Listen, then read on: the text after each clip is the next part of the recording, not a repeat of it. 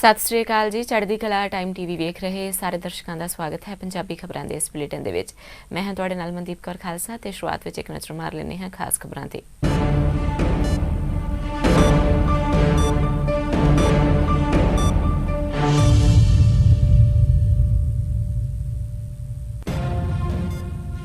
देश में पिछले 24 घंटे में सामने आए 90,000 तो वध कोरोना के मामले। कुल मामलों की तादाद 42 लाख तो पार।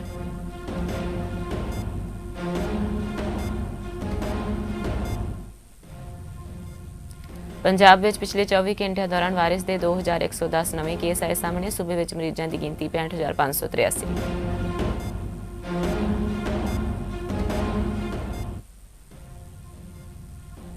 कोरोना लॉकडाउन के लिए पंजाब सरकार वालों नवीं गाइडलाइनस कीतियां गईयां जारी। सरकार वालों नाइट करफ्यू का समा किया गया तब्दील। 9 बजे तक खुल सकणगीਆਂ दुकानां।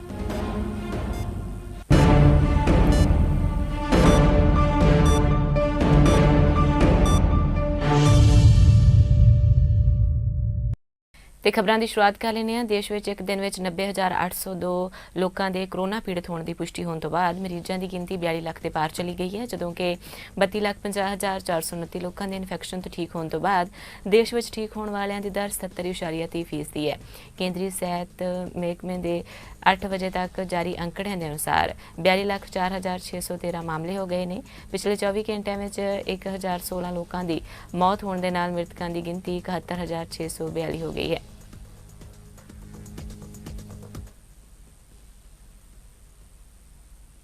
पंजाब ਵਿੱਚ ਪਿਛਲੇ 24 ਘੰਟਿਆਂ ਦੌਰਾਨ ਵਾਇਰਸ ਦੇ 2110 ਨਵੇਂ ਕੇਸ ਸਾਹਮਣੇ ਆਏ ਨੇ। ਮਰੀਜ਼ਾਂ ਦੀ ਗਿਣਤੀ 65,583 ਹੈ। 61 ਹੋਰ ਲੋਕਾਂ ਦੀ ਮੌਤ ਦੀ ਖਬਰ ਵੀ ਸਾਹਮਣੇ ਆਈ ਹੈ। ਸੂਬੇ ਵਿੱਚ ਮਹਾਮਾਰੀ ਨਾਲ ਮਰਨ ਵਾਲਿਆਂ ਦੀ ਕੁੱਲ ਗਿਣਤੀ ਹੁਣ 1,923 ਹੋ ਗਈ ਹੈ। ਸੋਮਵਾਰ ਨੂੰ 2,110 ਨਵੇਂ ਮਰੀਜ਼ ਰਿਪੋਰਟ ਹੋਏ ਨੇ। ਸੂਬੇ ਵਿੱਚ ਕੁੱਲ 12,12,432 ਲੋਕਾਂ ਦੇ ਸੈਂਪਲ ਹੁਣ ਤੱਕ ਕੋਵਿਡ ਟੈਸਟ ਲਈ ਭੇਜੇ ਜਾ ਚੁੱਕੇ ਨੇ, ਜਿਸ ਵਿੱਚ 65,583 ਮਰੀਜ਼ ਪੋਜ਼ਿਟਿਵ ਪਾਏ ਗਏ ਨੇ, ਜਦਕਿ 47,020 ਲੋਕ ਠੀਕ ਹੋ ਚੁੱਕੇ ਨੇ। ਇਹਨਾਂ ਨੂੰ ਹਸਪਤਾਲ ਵਿੱਚੋਂ ਡਿਸਚਾਰਜ ਕਰ ਦਿੱਤਾ ਗਿਆ ਹੈ। 16,640 ਲੋਕ ਐਕਟਿਵ ਮਰੀਜ਼ ਨੇ। ਹੁਸ਼ਿਆਰਪੁਰ ਜ਼ਿਲ੍ਹੇ ਵਿੱਚ 106 ਹੋਰ ਕੋਰੋਨਾ ਪੋਜ਼ਿਟਿਵ ਮਰੀਜ਼ਾਂ ਦੀ ਪੁਸ਼ਟੀ ਹੋਣ ਦੇ ਨਾਲ ਕੁੱਲ ਪੋਜ਼ਿਟਿਵ ਮਰੀਜ਼ਾਂ ਦੀ ਗਿਣਤੀ 2,139 ਹੋ ਗਈ ਹੈ, ਜਦਕਿ 6 ਮੌਤਾਂ ਹੋਣ ਦੇ ਨਾਲ ਕੁੱਲ ਮੌਤਾਂ ਦੀ ਗਿਣਤੀ 65 ਹੋ ਗਈ ਹੈ। ਇਸ ਸੰਬੰਧੀ ਜਾਣਕਾਰੀ ਦਿੰਦਿਆਂ civil surgeon doctor Jaspir Singh ਨੇ ਦੱਸਿਆ ਕਿ 1,919 ਸੈਂਪਲਸ ਦੀਆਂ ਪ੍ਰਾਪਤ ਹੋਈਆਂ ਰਿਪੋਰਟਸ ਦੇ ਵਿੱਚੋਂ 106 ਸੈਂਪਲ ਪੋਜ਼ਿਟਿਵ ਆਏ ਨੇ ਤੇ 101 ਸੈਂਪਲ ਜ਼ਿਲ੍ਹੇ ਦੇ ਵੱਖ-ਵੱਖ ਬਲਾਕਾਂ ਨਾਲ ਸੰਬੰਧਿਤ ਨੇ। 5 ਸੈਂਪਲ ਹੋਰਨਾਂ ਜ਼ਿਲ੍ਹਿਆਂ ਨਾਲ ਸੰਬੰਧਿਤ ਨੇ। ਕੋਰੋਨਾ ਲਾਕਡਾਊਨ ਦੇ ਲਈ ਪੰਜਾਬ ਸਰਕਾਰ ਵੱਲੋਂ ਨਵੀਆਂ ਗਾਈਡਲਾਈਨਸ ਜਾਰੀ ਕੀਤੀਆਂ ਗਈਆਂ ਨੇ। ਸਰਕਾਰ ਵੱਲੋਂ ਨਾਈਟ ਕਰਫਿਊ ਦਾ ਸਮਾਂ ਬਦਲ ਦਿੱਤਾ ਗਿਆ ਹੈ। ਪੰਜਾਬ ਵਿੱਚ ਰਾਤ 9:30 ਵਜੇ ਤੋਂ ਸਵੇਰੇ 5 ਵਜੇ ਤੱਕ ਨਾਈਟ ਕਰਫਿਊ ਰਹੇਗਾ। ਪਹਿਲਾਂ ਸ਼ਾਮ 6:30 ਵਜੇ ਤੱਕ ਦੁਕਾਨਾਂ ਖੋਲ੍ਹਣ ਦੀ ਇਜਾਜ਼ਤ ਸੀ, ਜਿਸ ਦਾ ਸਮਾਂ ਬਦਲ ਕੇ ਹੁਣ ਰਾਤ 9 ਵਜੇ ਤੱਕ ਕਰ ਦਿੱਤਾ ਹੈ। ਸਾਰੀਆਂ ਦੁਕਾਨਾਂ ਰਾਤ 9 ਵਜੇ ਤੱਕ ਖੋਲ੍ਹੀਆਂ ਜਾ ਸਕਦੀਆਂ ਨੇ। ਸਿਰਫ ਵੀਕਐਂਡ ਕਰਫਿਊ ਦੀ ਐਤਵਾਰ ਨੂੰ ਹੀ ਹੋਏਗਾ ਅਤੇ ਐਤਵਾਰ ਨੂੰ ਸਿਰਫ ਗੈਰ ਜ਼ਰੂਰੀ ਸਮਾਨ ਦੀਆਂ ਦੁਕਾਨਾਂ ਬੰਦ ਰਹਿਣਗੀਆਂ। ਸਾਰੀਆਂ ਜ਼ਰੂਰਤ ਦੇ ਸਮਾਨ ਦੀਆਂ ਦੁਕਾਨਾਂ ਐਤਵਾਰ ਵੀ ਖੁੱਲ੍ਹੀਆਂ ਰਹਿਣਗੀਆਂ। ਇਸ ਤੋਂ ਇਲਾਵਾ ਹੋਟਲ ਤੇ ਰੈਸਟੋਰੈਂਟ ਵੀ ਹਫ਼ਤੇ ਦੇ 7 ਦਿਨ ਖੁੱਲ੍ਹੇ ਰਹਿਣਗੇ। ਹੋਟਲ ਤੇ ਰੈਸਟੋਰੈਂਟ ਖੁੱਲ੍ਹਣ ਦਾ ਸਮਾਂ ਰਾਤ 9 ਵਜੇ ਤੱਕ ਕਰ ਦਿੱਤਾ ਗਿਆ ਹੈ।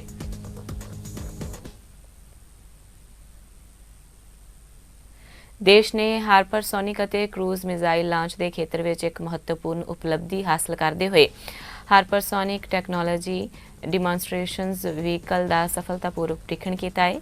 ਦੇਸ਼ ਦੇ ਪ੍ਰਮੁੱਖ ਖੋਜ ਸੰਗਠਨ ਰੱਖਿਆ ਖੋਜ ਅਤੇ ਵਿਕਾਸ ਸੰਗਠਨ DRDO ਦੇ ਵਿਗਿਆਨੀਆਂ ਨੇ ਦੇਸ਼ ਵਿੱਚ ਵਿਕਸਿਤ ਤਕਨਾਲੋਜੀ ਦੇ ਮਾਧਿਅਮ ਨਾਲ ਉੜੀਸਾ ਦੇ ਤੱਟ ਤੇ ਵੀਲਰ ਦੀਪ ਸਥਿਤ doctor APJ Abdul Kalam launch complex ਤੋਂ ਇਹ ਪ੍ਰੀਖਣ ਕੀਤਾ।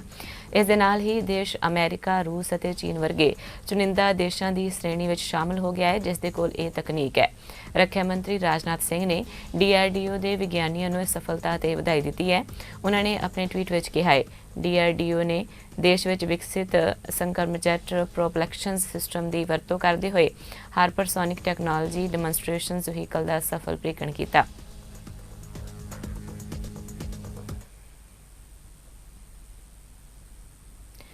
ਦਿੱਲੀ ਮੰਤਰੀ ਮੰਡਲ ਨੇ ਵਿਧਾਨ ਸਭਾ ਦਾ ਇੱਕ ਦਿਨਾ ਵਿਸ਼ੇਸ਼ ਸੈਸ਼ਨ 14 ਸਤੰਬਰ ਨੂੰ ਬੁਲਾਉਣ ਦਾ ਫੈਸਲਾ ਕੀਤਾ ਹੈ।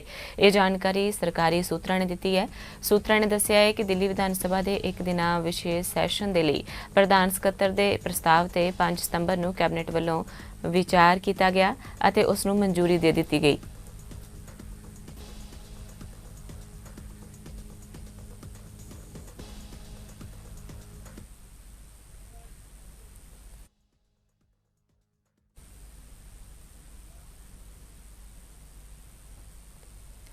ਰਾਸ਼ਟਰਵਾਦੀ ਜਨਤਾ ਪਾਰਟੀ ਨੇ ਇਸ ਸਾਲ ਹੋਣ ਵਾਲੀਆਂ ਬਿਹਾਰ ਵਿਧਾਨ ਸਭਾ ਚੋਣਾਂ ਨੂੰ ਟਾਲਣ ਦੇ ਲਈ ਸੁਪਰੀਮ ਕੋਰਟ ਵਿੱਚ ਪਟੀਸ਼ਨ ਦਰਜ ਕੀਤੀ ਹੈ।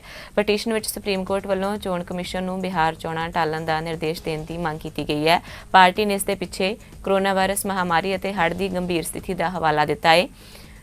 ਪਟੀਸ਼ਨ ਵਿੱਚ ਸੁਪਰੀਮ ਕੋਰਟ ਤੋਂ ਮੰਗ ਕੀਤੀ ਹੈ ਕਿ ਉਹ ਚੋਣ ਕਮਿਸ਼ਨ ਨੂੰ ਬਿਹਾਰ ਚੋਣਾਂ ਅਗਲੇ ਸਾਲ ਮਾਰਚ ਵਿੱਚ ਕਰਾਏ ਜਾਣ ਦਾ ਨਿਰਦੇਸ਼ ਦੇਵੇ। ਦੱਸ ਦਈਏ ਕਿ ਬਿਹਾਰ ਵਿੱਚ ਵਿਧਾਨ ਸਭਾ ਚੋਣਾਂ ਇਸ ਸਾਲ ਅਕਤੂਬਰ-ਨਵੰਬਰ ਦੇ ਮਹੀਨੇ ਵਿੱਚ ਹੋ ਸਕਦੀਆਂ ਨੇ। ਰਾਸ਼ਟਰਵਾਦੀ ਜਨਤਾ ਪਾਰਟੀ ਨੇ ਇਹ ਮੰਗ ਆਪਣੇ ਪ੍ਰਧਾਨ ਅਨਿਲ ਭਾਰਤੀ ਦੇ ਜ਼ਰੀਏ ਦਰਜ ਕੀਤੀ ਹੈ।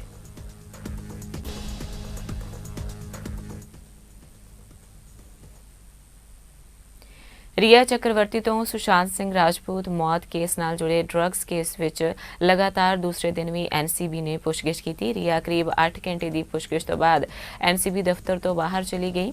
ਉਸ ਤੋਂ ਐਤਵਾਰ ਨੂੰ ਵੀ ਪੁੱਛਗਿੱਛ ਕੀਤੀ ਗਈ ਸੀ। ਸੂਤਰਾਂ ਅਨੁਸਾਰ ਸੀਬੀਆਈ ਵੱਲੋਂ ਅਭਿਨੇਤਰੀ ਨੂੰ ਫਿਰ ਪੁੱਛਗਿੱਛ ਲਈ ਅੱਜ ਬੁਲਾਇਆ ਜਾਵੇਗਾ। ਪੁੱਛਗਿੱਛ ਤੋਂ ਪਹਿਲਾਂ ਐਨਸੀਬੀ ਨੇ ਕਿਹਾ ਸੀ ਕਿ ਜਦੋਂ ਰੀਆ ਪੁੱਛਗਿੱਛ ਲਈ ਪੇਸ਼ ਹੋਵੇਗੀ ਤਾਂ ਉਸ ਦੇ ਛੋਟੇ ਭਰਾ ਸ਼ੌਵਿਕ ਚੱਕਰਵਰਤੀ, ਰਾਜਪੂਤ ਹਾਊਸ ਮੈਨੇਜਰ ਸੈਮੂਅਲ ਮਿਰਾਂਡਾ ਅਤੇ ਰਾਜਪੂਤ ਦਾ ਨਿੱਜੀ ਸਟਾਫ ਮੈਂਬਰ ਦੀਪੇਸ਼ ਸਾਵੰਤ ਨਾਲ ਆਮਣੇ-ਸਾਹਮਣੇ ਕਰਾਉਣਾ ਚਾਹੁੰਦੀ ਹੈ ਤਾਂ ਜੋ ਕਥਿਤ ਡਰੱਗ ਗਰੋਹ ਵਿੱਚ ਹਰ ਕਿਸੇ ਦੀ ਭੂਮਿਕਾ ਸਪਸ਼ਟ ਕੀਤੀ ਜਾ ਸਕੇ। ਏਜੰਸੀ ਨੇ ਮੋਬਾਈਲ ਫੋਨ ਚੈਟ ਦੇ ਰਿਕਾਰਡ ਅਤੇ ਹੋਰ ਇਲੈਕਟ੍ਰੋਨਿਕ ਡਾਟਾ ਪ੍ਰਾਪਤ ਕੀਤਾ ਸੀ ਜਿਸ ਵਿੱਚ ਲੋਕ ਪਾਬੰਦੀਸ਼ੁਦਾ ਦਵਾਈਆਂ ਦੀ ਖਰੀਦ ਵਿੱਚ ਸ਼ਾਮਲ ਸਨ। ਐਨਸੀਬੀ ਨੇ ਪਿਛਲੇ ਕੁਝ ਦਿਨਾਂ ਤੋਂ ਇਸ ਮਾਮਲੇ ਦੀ ਜਾਂਚ ਦੌਰਾਨ ਇਨ੍ਹਾਂ ਤਿੰਨਾਂ ਨੂੰ ਗ੍ਰਿਫਤਾਰ ਵੀ ਕੀਤਾ ਹੈ। ਐਨਸੀਬੀ ਇਸ ਮਾਮਲੇ ਵਿੱਚ ਹੁਣ ਤੱਕ 9 ਲੋਕਾਂ ਨੂੰ ਗ੍ਰਿਫਤਾਰ ਕਰ ਚੁੱਕੀ ਹੈ। ਇਨ੍ਹਾਂ ਵਿੱਚੋਂ 7 ਇਸ ਜਾਂਚ ਨਾਲ ਸਿੱਧੇ ਤੌਰ ਤੇ ਸੰਬੰਧਿਤ ਨੇ ਜਦੋਂ ਕਿ 2 ਨੂੰ ਐਨਡੀਪੀਐਸ ਐਕਟ ਦੀਆਂ ਧਾਰਾਵਾਂ ਤਹਿਤ ਜਾਂਚ ਸ਼ੁਰੂ ਕਰਨ ਤੋਂ ਬਾਅਦ ਗ੍ਰਿਫਤਾਰ ਕੀਤਾ ਗਿਆ ਸੀ। ਅਦਾਕਾਰ ਸੁਸ਼ਾਂਤ ਸਿੰਘ ਰਾਜਪੂਤ 14 ਜੂਨ ਨੂੰ ਆਪਣੇ ਬਾਂਦਰਾ ਅਪਾਰਟਮੈਂਟ ਵਿੱਚ ਮ੍ਰਿਤਕ ਪਾਇਆ ਗਿਆ ਸੀ। ਉਧਰ ਅਭਿਨੇਤਰੀ ਰੀਆ ਚੱਕਰਵਰਤੀ ਨੇ ਸੁਸ਼ਾਂਤ ਸਿੰਘ ਰਾਜਪੂਤ ਦੀ ਭੈਣ ਪ੍ਰਿਯੰਕਾ ਸਿੰਘ ਅਤੇ ਆਰਐਮਐਲ ਦੇ ਡਾਇਰੈਕਟਰ ਤੂਨ ਕੁਮਾਰ ਖਿਲਾਫ ਸ਼ਿਕਾਇਤ ਦਰਜ ਕਰਵਾਈ ਹੈ।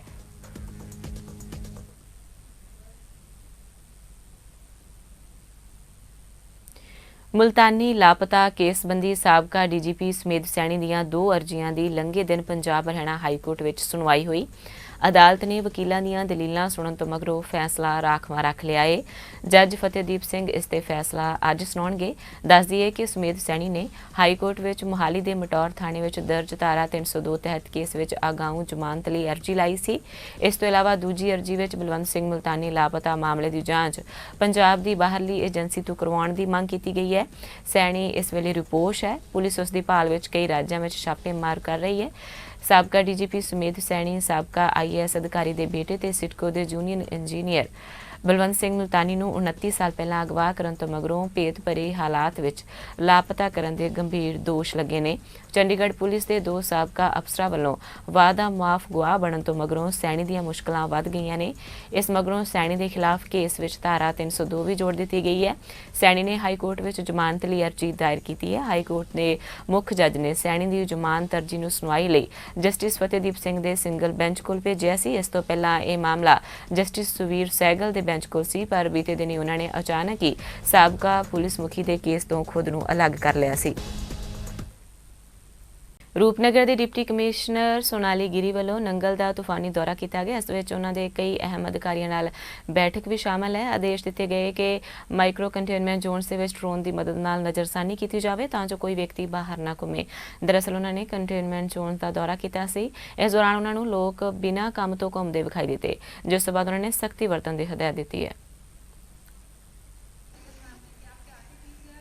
ਪਟਿਆਲਾ ਪੁਲਿਸ ਨੇ ਸ਼ਹਿਰ ਦੇ ਅੰਦਰ ਧਰਨਾ ਪ੍ਰਦਰਸ਼ਨ ਕਰਕੇ ਕੋਵਿਡ ਦੇ ਮੱਦੇਨਜ਼ਰ ਲਾਗੂ ਧਾਰਾ 144 ਦੀ ਉਲੰਘਣਾ ਕਰਨ ਵਾਲੇ ਵਿਧਾਇਕਾਂ ਸਿਮਰਜੀਤ ਸਿੰਘ ਬੈਂਸ ਅਤੇ ਬਲਵਿੰਦਰ ਸਿੰਘ ਬੈਂਸ ਸਮੇਤ ਉਹਨਾਂ ਦੇ ਵੱਡੀ ਗਿਣਤੀ ਵਿੱਚ ਸਮਰਥਕਾਂ ਦੇ ਵਿਰੁੱਧ ਪੁਲਿਸ ਕੇਸ ਦਰਜ ਕੀਤਾ ਹੈ। ਇਹਨਾਂ ਨੇ ਪੁਲਿਸ ਅਤੇ ਸਿਵਲ ਅਧਿਕਾਰੀਆਂ ਦੀ ਡਿਊਟੀ ਵਿੱਚ ਵਿਘਨ ਪਾਉਂਦਿਆਂ ਜਿੱਥੇ ਪੁਲਿਸ ਤੇ ਹਮਲਾ ਕੀਤਾ ਉੱਥੇ ਕੋਵਿਡ ਸੰਬੰਧੀ ਹਦਾਇਤ ਤੇ ਧਾਰਾ 144 ਦੀ ਵੀ ਉਲੰਘਣਾ ਕੀਤੀ ਹੈ। ਜਾਣਕਾਰੀ ਦਿੰਦਿਆਂ ਪਟਿਆਲਾ ਦੇ ਐਸਐਸਪੀ ਸ਼੍ਰੀ ਵਿਕਰਮਜੀਤ ਦੁੱਗਲ ਨੇ ਕਿਹਾ ਹੈ ਕਿ ਕੋਵਿਡ ਨਿਯਮਾਂ ਦੀ ਉਲੰਘਣਾ ਕਰਨ ਵਾਲਿਆਂ ਵਿਰੁੱਧ ਸਖਤ ਕਾਰਵਾਈ ਕੀਤੀ ਜਾਵੇਗੀ। ਐਸਐਸਪੀ ਨੇ ਦੱਸਿਆ ਕਿ ਸ਼ਹਿਰ ਵਿੱਚ ਇਹਨਾਂ ਧਰਨਾਕਾਰੀਆਂ ਵੱਲੋਂ ਕੀਤੀ ਗਈ ਹੁਲੜਬਾਜ਼ੀ ਕਰਕੇ ਪਟਿਆਲਾ ਪੁਲਿਸ ਦੇ ਐਸਆਈ ਬਲਵਾਨ ਸਿੰਘ ਸਮੇਤ 4 ਹੋਰ ਪੁਲਿਸ ਅਧਿਕਾਰੀ ਜਿਨ੍ਹਾਂ ਵਿੱਚ 2 ਮਹਿਲਾ ਸਿਪਾਹੀ ਵੀ ਸ਼ਾਮਲ ਨੇ ਫੱਟੜ ਹੋਏ ਨੇ। ਇਹਨਾਂ ਨੂੰ ਇਲਾਜ ਦੇ ਲਈ ਸਰਕਾਰੀ ਰਜਿੰਦਰਾ ਹਸਪਤਾਲ ਵਿਖੇ ਭਰਤੀ ਕਰਵਾਇਆ ਗਿਆ ਹੈ ਜਿੱਥੋਂ ਇਹਨਾਂ ਨੂੰ ਬਾਅਦ ਵਿੱਚ ਛੁੱਟੀ ਦੇ ਦਿੱਤੀ ਗਈ।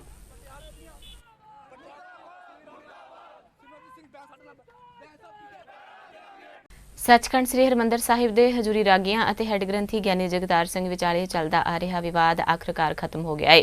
ਸ਼੍ਰੋਮਣੀ ਕਮੇਟੀ ਦੇ ਪ੍ਰਧਾਨ ਭਾਈ ਗੋਬਿੰਦ ਸਿੰਘ ਲੌਂਗੋਵਾਲ ਵੱਲੋਂ ਸ਼੍ਰੋਮਣੀ ਗੁਰਦੁਆਰਾ ਪ੍ਰਬੰਧਕ ਕਮੇਟੀ ਦੇ ਦਫ਼ਤਰ ਵਿੱਚ ਅਹਿਮ ਬੈਠਕ ਕੀਤੀ ਗਈ, ਜਿਸ ਵਿੱਚ ਹੈੱਡ ਗ੍ਰੰਥੀ ਤੇ ਹਜੂਰੀ ਰਾਗੀ ਮੌਜੂਦ ਰਹੇ। ਭਾਈ ਗੋਬਿੰਦ ਸਿੰਘ ਲੌਂਗੋਵਾਲ ਨੇ ਕਿਹਾ ਕਿ ਹੈੱਡ ਗ੍ਰੰਥੀ ਭਾਈ ਜਗਤਾਰ ਸਿੰਘ ਅਤੇ ਹਜੂਰੀ ਰਾਗੀ ਸਿੰਘਾਂ ਵਿੱਚ ਜੋ ਮਤਭੇਦ ਹੋਏ ਸਨ, ਉਹਨਾਂ ਨੂੰ ਮੀਟਿੰਗ ਦੌਰਾਨ ਸੁਲਝਾ ਲਿਆ ਗਿਆ ਹੈ ਅਤੇ ਮੀਟਿੰਗ ਉਪਰੰਤ ਹਜੂਰੀ ਰਾਗੀ, ਹੈੱਡ ਗ੍ਰੰਥੀ ਅਤੇ ਪ੍ਰਧਾਨ ਲੌਂਗੋਵਾਲ ਨੇ ਸੱਚਖੰਡ ਸ੍ਰੀ ਹਰਿਮੰਦਰ ਸਾਹਿਬ ਵਿਖੇ ਮੱਥਾ ਵੀ ਟੇਕਿਆ। ਇਸ ਮੌਕੇ ਪ੍ਰਧਾਨ ਭਾਈ ਗੋਬਿੰਦ ਸਿੰਘ ਲੌਂਗੋਵਾਲ ਵੱਲੋਂ ਸਾਰੇ ਹਜੂਰੀ ਰਾਗੀ ਸਿੰਘਾਂ ਅਤੇ ਹੈੱਡ ਗ੍ਰੰਥੀ ਗਿਆਨੀ ਜਗਤਾਰ ਸਿੰਘ ਨੂੰ ਸਰੋਪੇ ਵੀ ਦਿੱਤੇ ਗਏ।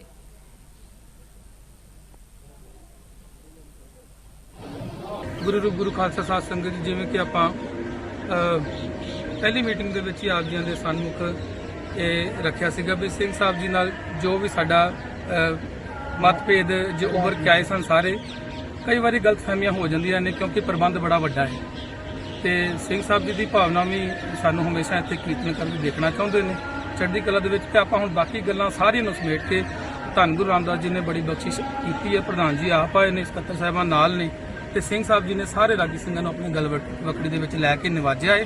ਸਿੰਘ ਸਾਹਿਬ ਜੀ ਦਾ ਧੰਨਵਾਦ, ਪ੍ਰਧਾਨ ਜੀ ਦਾ ਧੰਨਵਾਦ, ਧੰਨ ਗੁਰੂ ਗ੍ਰੰਥ ਸਾਹਿਬ ਸੱਚੇ ਪਾਤਸ਼ਾਹ ਜੀ ਦਾ ਕੋਟਾਨ ਕੋਟ ਸ਼ੁਕਰ ਹੈ ਜੋ ਪਿਛਲੇ ਦਿਨੀ ਮੇਰੇ ਅਜੀਜ਼ ਬੱਚਿਆਂ ਨੇ, ਮੇਰੇ ਵੀਰਾਂ ਨੇ ਕੋਈ ਮੇਰੇ ਬਾਰੇ ਪੜਾਸ ਕੱਢੀ ਸੀ।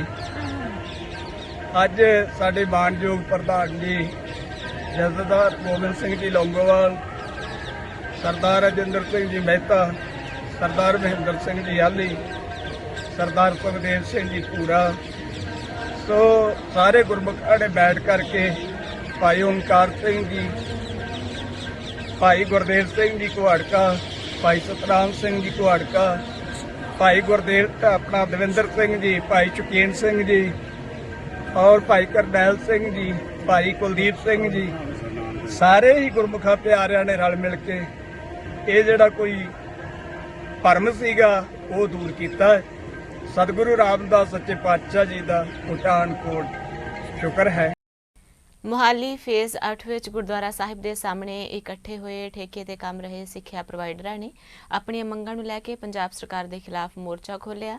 ਸਿੱਖਿਆ ਪ੍ਰੋਵਾਈਡਰਾਂ ਨੇ ਕਿਹਾ ਹੈ ਕਿ ਮੁੱਖ ਮੰਤਰੀ ਕੈਪਟਨ ਅਮਰਿੰਦਰ ਸਿੰਘ ਨੇ ਉਹਨਾਂ ਦੇ ਨਾਲ ਵਾਅਦਾ ਕੀਤਾ ਸੀ ਜੋ ਪੂਰਾ ਨਹੀਂ ਕੀਤਾ, ਇਸ ਦੇ ਕਾਰਨ ਉਹਨਾਂ ਨੂੰ ਰੋਸ ਪ੍ਰਦਰਸ਼ਨ ਕਰਨਾ ਪੈ ਰਿਹਾ ਹੈ।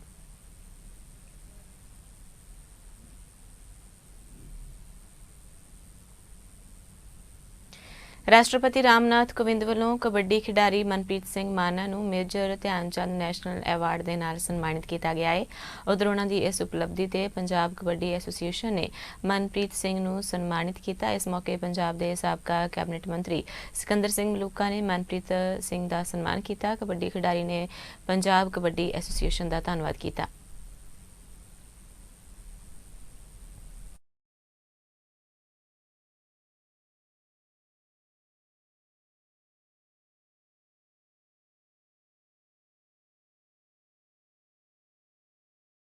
ਵੀ ਇਲੈਕਟ੍ਰੋਨਿਕ ਮੀਡੀਆ ਵੀ ਦੇਸ਼ ਦੇ ਵਿੱਚ ਵੀ ਕ੍ਰਿਕਟ ਦੇ ਉੱਤੇ ਸਾਰਾ ਜ਼ੋਰ ਲਾ ਛੱਡਿਆ, ਬਾਕੀ ਗੇਮਾਂ ਨੂੰ ਇਗਨੋਰ ਹੀ ਕੀਤਾ ਹੋਇਆ।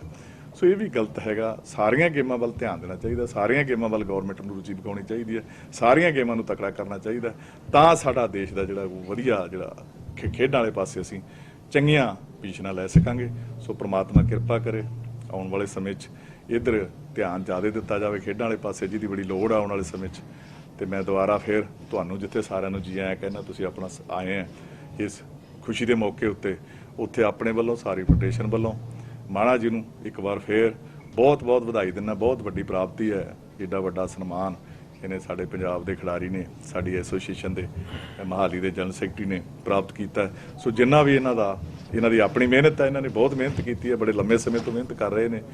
ਸੋ ਜਿੰਨਾ ਵੀ ਇਹਦੇ ਲਈ ਇਹਨਾਂ ਦਾ ਹੌਸਲਾ ਅਫਜ਼ਾਈ ਕੀਤੀ ਜਾਵੇ ਥੋੜ੍ਹੀ ਹੈ। ਦਿੱਲੀ ਪੁਲਿਸ ਵੱਲੋਂ ਹਥਿਆਰਾਂ ਸਮੇਤ 2 ਪੰਜਾਬੀ ਨੌਜਵਾਨਾਂ ਨੂੰ ਗ੍ਰਿਫਤਾਰ ਕੀਤਾ ਗਿਆ ਹੈ। ਗ੍ਰਿਫਤਾਰ ਕੀਤੇ ਨੌਜਵਾਨਾਂ ਵਿੱਚ ਸ਼ਾਮਲ ਭੁਪਿੰਦਰ ਉਰਫ ਦਿਲਾਵਰ ਪਿੰਡ ਤਾਜਪੁਰ ਦਾ ਵਸਨੀਕ ਹੈ।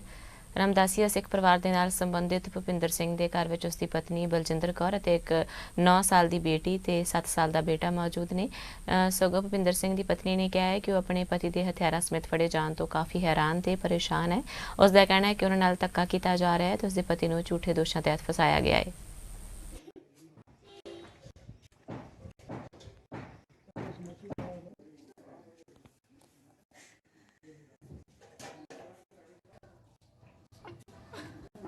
जुमे वाले दिन 12 ਵਜੇ ਘਰੋਂ ਗਏ ਆ।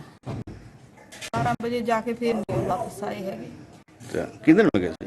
ਉਹ ਗਏ ਸੀ ਜੀ, ਮੁੰਡਾ ਸੀ ਉੱਥੋਂ, ਬਿੰਜਲ ਦਾ ਮੁੰਡਾ ਸੀ ਜੀ। ਉਹ ਕੀ ਕਹਿ ਕੇ ਗਿਆ ਸੀ ਘਰੇ? ਘਰੇ ਮੈਨੂੰ ਕਹਿ ਕੇ ਗਏ ਵੀ ਅਸੀਂ 5 ਵਜੇ ਨੂੰ ਘਰੇ ਆ ਜਾਣਾ, ਲੁਧਿਆਣੇ ਹੀ ਜਾਣਾ ਵਾ, ਇਦੋਂ ਗਾਂ ਕਿਤੇ ਨਹੀਂ ਜਾਣਾ।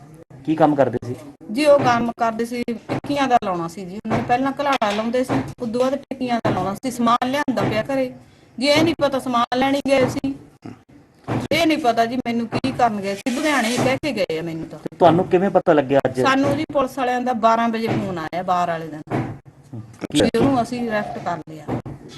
ਅੱਛਾ, ਹਾਂਜੀ, ਕੀ ਅਰੈਸਟ ਚ ਕੀ ਬਰਾਮਦ ਹੋਇਆ ਉਹਨਾਂ ਕੋਲ? ਉਹਨਾਂ ਨੇ ਕੀ ਕਹਿੰਦੇ ਅਸੀਂ ਅਸਲਾ ਬਰਾਮਦ ਕੀਤਾ ਉਹਨਾਂ ਕੋਲੋਂ। ਤੁਹਾਨੂੰ ਕੀ ਲੱਗਦਾ ਜਿਹੜੇ ਅਸਲਾ ਬੰਦਾ ਦੋਸ਼ ਲਾਇਆ? ਅਸਲਾ ਜੀ ਉਹਦੇ ਕੋਲੋਂ ਆ ਕਿੱਥੋਂ ਗਿਆ ਅਸਲਾ? ਸਾਨੂੰ ਤਾਂ ਯਕੀਨ ਨਹੀਂ ਆ ਰਿਹਾ ਵੀ ਉਹਦੇ ਕੋਲੇ ਅਸਲਾ ਹੋਊਗਾ। ਅਸਲਾ ਨਾ ਕੋਈ ਪੈਸਾ ਜੀ, ਨਾ ਉਹ ਲੈ ਕੇ ਗਿਆ ਘਰੋਂ ਕੋਈ ਪੈਸਾ, ਨਾ ਉਹ ਵਾਧੂ ਲੈ, ਸਿਰਫ 100 ਰੁਪਏ ਲੈ ਕੇ ਗਿਆ ਵਾ, ਬਾਕੀ ਪੈਸੇ ਹੈ ਹੀ ਨਹੀਂ। ਅਸਲਾ ਕਿੱਥੋਂ ਖਰੀਦਿਆ ਨੇ ਦੱਸੋ?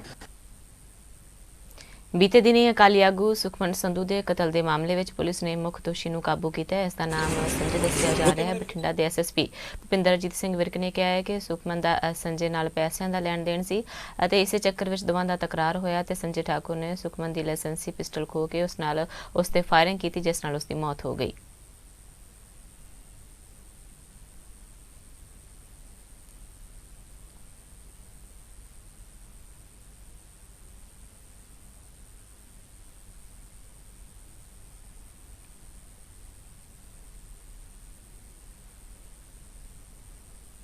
ਉਹਦੇ ਵਿੱਚ ਅਸੀਂ ਇੱਕ ਅਰੈਸਟ ਕੀਤੀ ਹੈ ਮਿਸਟਰ ਸੰਜੇ ਠਾਕੁਰ ਹੈਗੇ, ਜਿਨ੍ਹਾਂ ਨੇ ਜਿਹੜੇ ਇਸ ਕੇਸ ਦੇ ਵਿੱਚ ਅਰੈਸਟ ਕੀਤੀ ਹੈ। ਜੋ ਇਨੀਸ਼ੀਅਲੀ ਇਨਵੈਸਟੀਗੇਸ਼ਨ ਦੇ ਵਿੱਚ ਗੱਲ ਸਾਹਮਣੇ ਆਈ ਹੈ, ਕੁਝ ਪੈਸੇ ਸੁਖਮਨਪ੍ਰੀਤ ਨੇ ਉਹਦੇ ਤੋਂ ਅਰਾਊਂਡ 3 ਲੱਖ ਰੁਪਏ ਸੰਜੇ ਤੋਂ ਲਏ ਸੀਗੇ ਇੰਟਰਸਟ ਤੇ,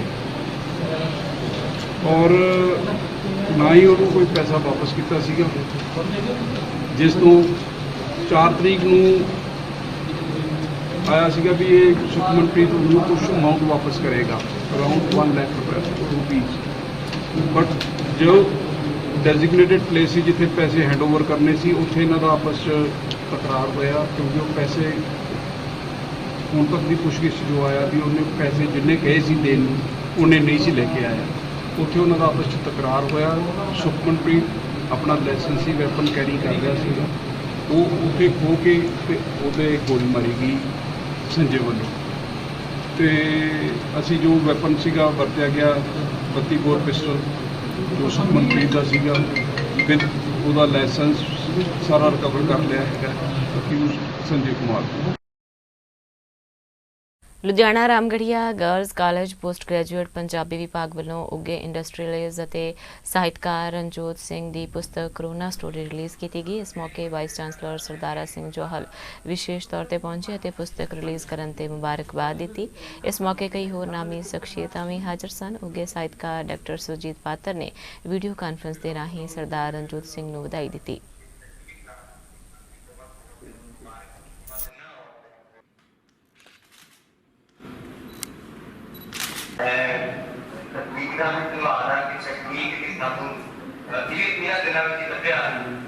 ਜਿਵੇਂ ਤੁਹਾਨੂੰ ਪਤਾ ਹੀ ਹੈ ਕਿ ਕਰੋਨਾ ਦੀ ਮਹਾਮਾਰੀ ਜਿਹੜੀ ਹੈ ਉਹ ਦੇਸ਼ਾਂ ਵਿਦੇਸ਼ਾਂ ਵਿੱਚ ਪੂਰੇ ਸੰਸਾਰ ਨੂੰ ਜਕੜਿਆ।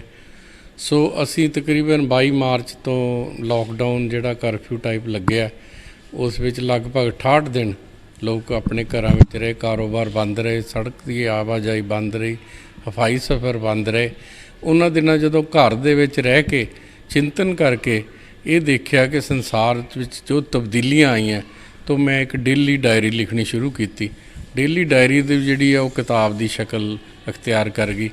ਤੋ ਇਸ ਵਿੱਚ ਮੈਂ ਜੋ ਰੋਜ਼ ਨਾਮਚੇ ਵਿੱਚ ਜੋ ਕੁਝ ਵਾਪਰ ਰਿਹਾ ਸੀ ਸਾਡੇ ਆਲੇ ਦੁਆਲੇ, ਜੋ ਕੁਦਰਤੀ ਵਾਤਾਵਰਣ ਵਿੱਚ ਤਬਦੀਲੀਆਂ ਆ ਰਹੀਆਂ ਸੀ, ਜੋ ਕਰੋਨਾ ਕਰਕੇ ਮੌਤਾਂ ਹੋ ਰਹੀਆਂ ਸੀ, ਉਹ ਸਾਰਿਆਂ ਦੇ ਅੰਕੜੇ ਤੇ ਉਸ ਵੇਲੇ ਦੀ ਜੋ ਸਮਾਜ ਸੇਵੀ ਸੰਸਥਾਵਾਂ, ਪ੍ਰਸ਼ਾਸਨ, ਸਰਕਾਰ ਵੱਲੋਂ ਸਟੈਪ ਲਏ ਜਾ ਰਹੇ ਸੀ, ਉਹ ਸਾਰਿਆਂ ਨੂੰ ਕਲਮਬੱਧ ਕੀਤਾ। ਤਾਂ ਇੱਕ ਡੇਲੀ ਡਾਇਰੀ ਦੇ ਤੌਰ ਤੇ ਇਸ ਕਿਤਾਬ ਨੂੰ ਕਰੋਨਾ ਸਟੋਰੀ ਭਾਗ ਪਹਿਲਾ, ਤੇ ਮੈਂ ਨਹੀਂ ਚਾਹਾਂਗਾ ਕਿ ਭਾਗ ਦੂਜਾ ਮੈਨੂੰ ਲਿਖਣੀ ਪਵੇ ਕਿ ਕਰੋਨਾ ਜਲਦੀ ਖਤਮ ਹੋਵੇ ਤੇ ਅਸੀਂ ਆਮ ਜਨ ਜੀਵਨ ਦੁਬਾਰਾ ਬਤੀਤ ਕਰ ਸਕੀਏ। ਪੰਜਾਬੀ ਖਬਰਾਂ ਦੇ ਇਸ ਬੁਲੇਟਿਨ ਵਿੱਚ ਫਿਲਹਾਲ ਇਹ ਨਹੀਂ। ਹੁਣ ਤੁਸੀਂ ਮੈਨੂੰ ਮਨਦੀਪ ਕੌਰ ਖਾਲਸਾ ਨੂੰ ਦਿਓ ਆ ਗਿਆ। ਧੰਨਵਾਦ ਜੀ।